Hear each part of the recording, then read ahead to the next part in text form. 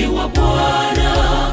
Bwana akamwambia Yoshua mwana wa Nuni, mtumishi wa Musa, akasema, Musa mtumishi wangu amekufa. Haya basi, ondoka, vuka mto wa Yordani, wewe na watu wote, mkaende hata nchini wapayo wana wa Israeli.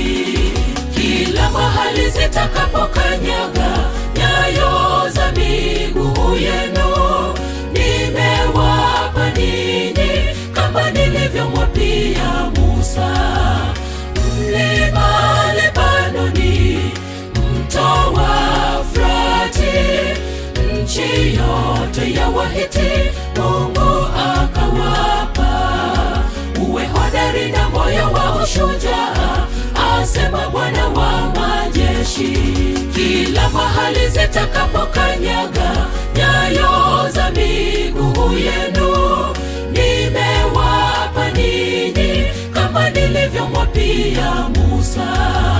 Mlima Lebanoni, mto wa Frati, nchi yote ya Wahiti, Mungu akawapa.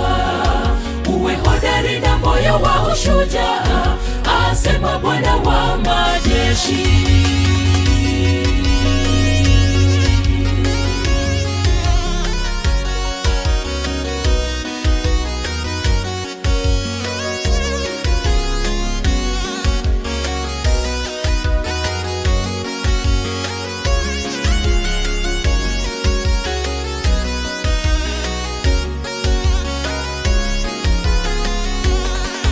Kitabu hiki cha Torati kisiondoke kinywani mwako, bali yatafakari maneno mchana usiku, upate kutenda sawa sawa na maneno yote, ndipo utakapoifanikisha njia yako. Kisha ndipo utakapositawi sana.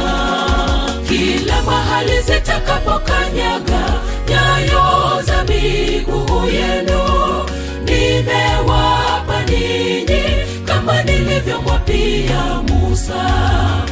Mlima Lebanoni, mto wa Frati, nchi yote ya Wahiti, Mungu akawapa. Uwe hodari na moyo wa ushujaa, asema Bwana wa majeshi.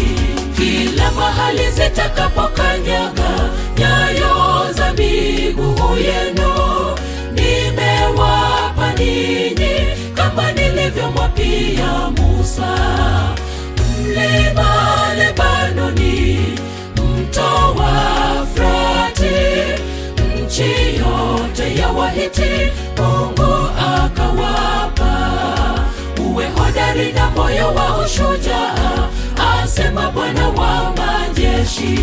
Kila mahali zitakapokanyaga nyayo za miguu yenu, nimewapa ninyi kama nilivyomwapia Musa.